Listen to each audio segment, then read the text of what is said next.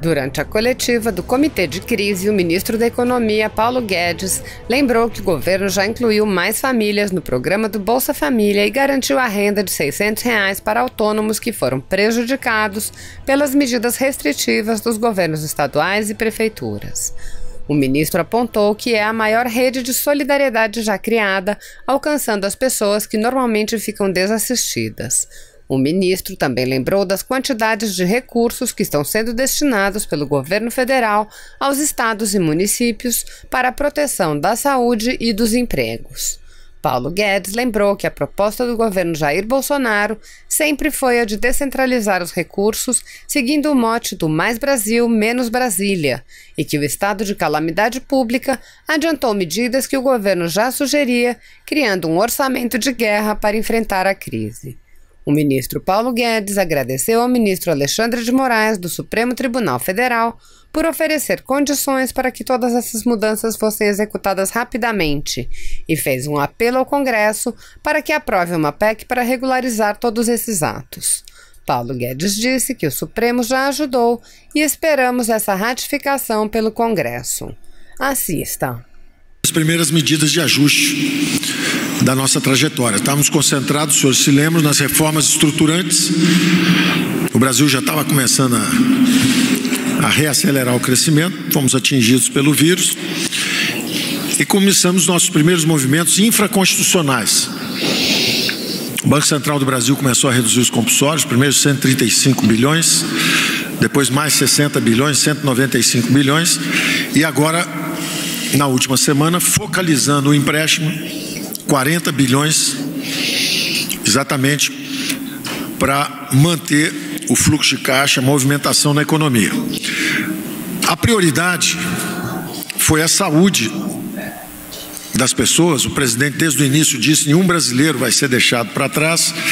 Nós precisamos lançar camadas de proteção justamente para os mais frágeis. Então, à medida que o Banco Central, por um lado, ia pensando em proteção das empresas, nós também, de forma infraconstitucional, lançamos as primeiras medidas.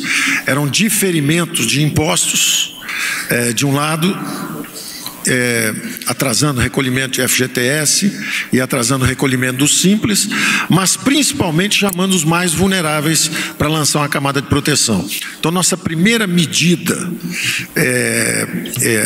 do ponto de vista social foi a antecipação de recursos, benefícios, na verdade, de aposentados e pensionistas, na ordem de 60 bilhões, puxando os recursos, também incluindo o Bolsa Família, colocamos, na verdade são 50 bilhões de reais. Nós antecipamos o 13º de aposentados e pensionistas e incluímos 1.200.000 famílias no Bolsa Família. Então fomos inicialmente, ainda de forma infraconstitucional, antecipando benefícios e aumentando a abrangência da rede social e colocando da rede de proteção social. Então colocamos dentro dos orçamentos 1.200.000 famílias no Bolsa Família. Logo depois tivemos a aprovação da Lei de Calamidade Pública. Essa sim nos dá espaço para começar então as despesas sem observância do resultado primário. E aí pudemos esticar os recursos, ampliar os recursos para os informais. Fizemos o que nós chamamos de o AEI, o auxílio emergencial aos informais, que o nosso cálculo, uma vez estendido também para a Bolsa Família, nós aprovamos R$ 600 para cada brasileiro que estivesse na informalidade. E, naturalmente, isso foi estendido também para o Bolsa Família durante 3 meses. Isso vale para os informais, isso vale também para o pessoal do Bolsa Família. Isso está, a regulamentação está aí, pode ser solta a qualquer momento, isso depende agora de trâmites, são trâmites jurídicos e legislativos. Então, nós já temos a licença pelo ministro Alexandre Moraes, queremos agradecer justamente para poder avançar nos gastos. Ao mesmo tempo, tem um problema técnico de liberação de fontes, e aí está se discutindo aí a velocidade com que se pode aprovar uma PEC para dar origem em fontes a essas despesas. Mas, de qualquer forma, do nosso ponto de vista técnico, está tudo pronto, está tudo já aprovado na economia, e agora é um trâmite técnico, um trâmite político e jurídico. Mas nós fizemos o seguinte, deixando claro isso, é a maior rede de proteção social que já foi estendida. São entre 60 e 80 bilhões de reais para que a saúde, para a defesa da saúde do brasileiro. Então, os informais, os ambulantes, os taxistas, as faxineiras, pessoas que não têm proteção social, nunca precisaram do governo, nunca pediram nada para o governo e, de repente, são atingidas por esse meteoro, são impactadas e lançadas praticamente sem recurso nenhum nesses próximos 2, 3 meses. Então, a ideia de fazer a defesa da saúde dos brasileiros nos levou, então, a ampliar esses recursos. Você totalizando, colocando as medidas creditícias, as medidas de diferimento de impostos, são 200 bilhões, 240 bilhões já do Banco Central, são 150 bilhões entre Caixa Econômica Federal e BNDES, então totalizam 400 bilhões, vem mais 150 bilhões de diferimentos de impostos e antecipação de benefícios para aposentados, pensionistas e a inclusão da Bolsa Família, então já chegamos aí a 550 bilhões, entram agora então esses 88 bilhões para estados e municípios, governadores e prefeitos, fizemos várias reuniões com governadores e prefeitos para ver os pontos frágeis, e isso tudo está sendo injetado também, ou é a proteção da saúde, ou é a proteção do emprego, direto ou indiretamente. Tem mais 50 bilhões agora na medida que também está fabricada, deve sair, pode sair hoje, pode sair amanhã, são esses detalhes técnicos que eu disse que estão faltando, de processamento político ou de processamento jurídico, quando a parte de vista da economia já está tudo pronto. São, então, esses 88 bilhões para governadores e prefeitos, tudo isso dentro daquele espírito que nós defendíamos do mais Brasil, menos Brasília, a descentralização. Esses recursos todos já podiam estar na ponta. Essa calamidade pública que chega agora mostra que o protocolo que nós estamos seguindo no Pacto Federativo é o protocolo correto. Nós tínhamos agora, está se criando um comitê de crise, nós tínhamos o Conselho Fiscal da República, exatamente para isso, com o presidente da República, o presidente do TCU, o presidente do Supremo, governadores, presidente da Câmara, presidente do Congresso. Então, esse protocolo que está sendo seguido agora, nós já estávamos esperando, já era um protocolo de emergência fiscal, e a calamidade pública é um caso agudo de emergência fiscal. Então, a descentralização de recursos, o ano passado, por exemplo, nós tínhamos mandado, os estados, os governadores pedem 4 bilhões exatamente para ter o recurso na ponta, saúde, saneamento. Nós tínhamos mandado 3 vezes o plano Candir. Os governadores tinham pedido 4 bilhões, nós tínhamos mandado 12, 11,7 bilhões. Dessa vez nós estamos mandando 88, são 22 planos Candir, exatamente por essa situação emergencial de saúde. E esse dinheiro está entrando sob várias formas. Por exemplo, aprovamos 8 bilhões de transferência fundo a fundo. Desses 88 bilhões que foram para governadores, é importante dizer, o grosso disso é tudo para a saúde mesmo. Então nós estamos mandando diretamente, através do Mandetta, nós botamos 5 bilhões logo no início, depois mandamos mais 4 bilhões e meio do DPVAT, então são 10 bilhões direto para o Mandetta.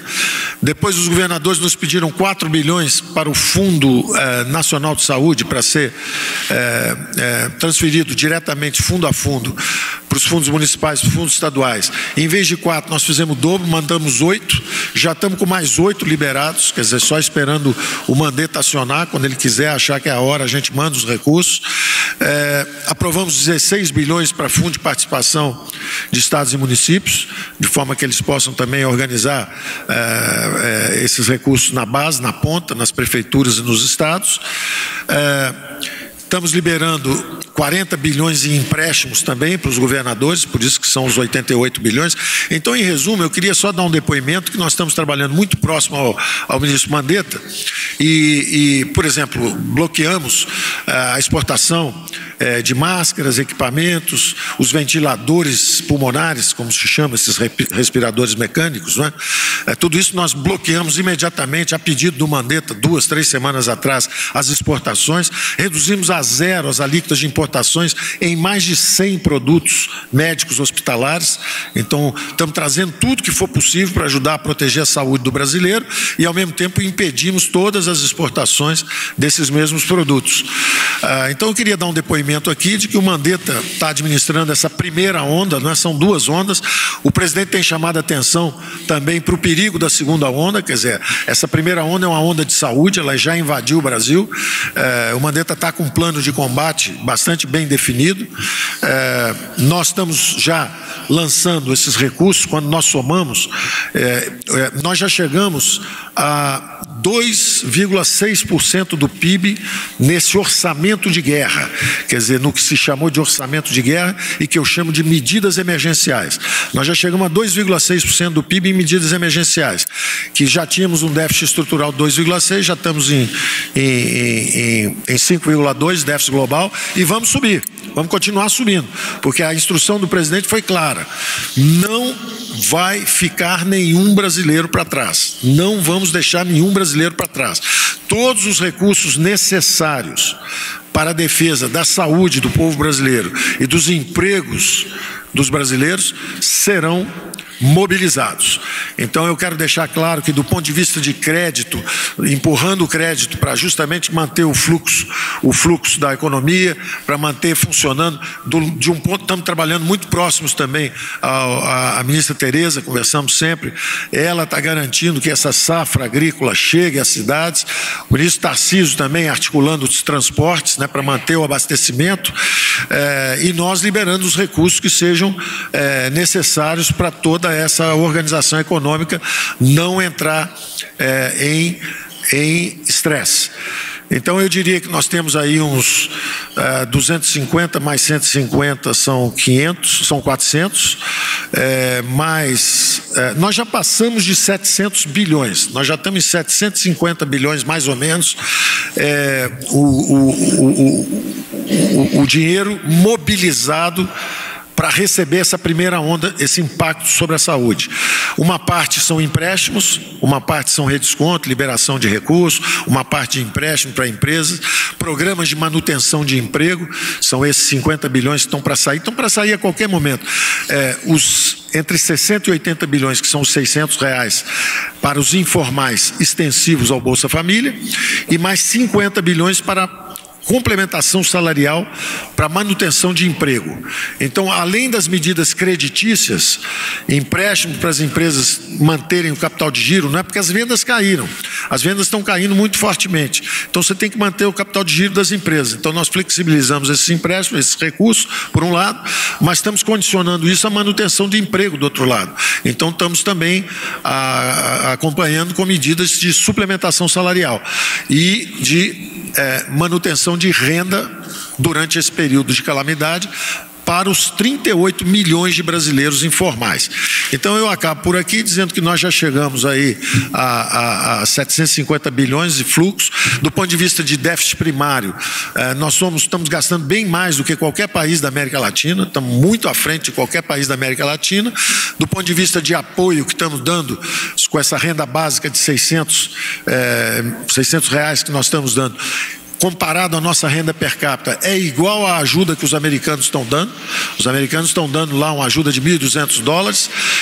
Em relação à renda per capita de cada país, é da mesma magnitude, da mesma ordem de magnitude. Então, eu queria dizer que vale o que o presidente disse. Queremos agradecer primeiro também ao ministro Alexandre Moraes, que nos deu essa capacidade de agir mais rápido agora, e também ao Congresso, que está nos ajudando justamente com uma PEC que está vindo por aí para regulamentar e regularizar todos esses atos que nós estamos já podendo avançar graças ao Supremo. Então, o Supremo nos deu cobertura para nós avançarmos e nós esperamos essa ratificação brevemente pelo Congresso. Eu fico por aqui. Se você apoia Jair Bolsonaro, curta este vídeo.